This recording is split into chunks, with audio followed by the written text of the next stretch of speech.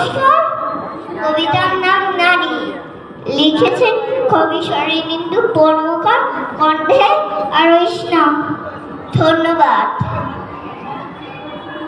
মানুষ কেন বলে মোদের নারীর নির্দেশনায় কিছু? আমি তো দেখি জগৎ চলে নারীর পিছু পিছু। বাপের ঘরে লক্ষ্মী আমি, স্বামীর ঘরে অন্নপূর্ণা, ছেলের ঘরে জননী আমি ছাড়া সংসার অসম্পূর্ণ। আমার থেকে আপন করতে আর কে কেউ পারে?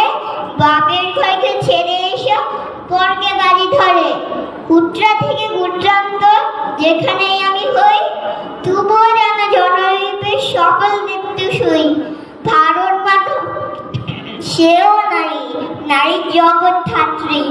নারী হলো এই জগতে সবার জন্মদাত্রী। পুরুষ তান্ত্রিক সমাজটা পুরুষকে বড় করে। জেনে রেখো সেই পুরুষ নারী গর্ভে ধারণ করে।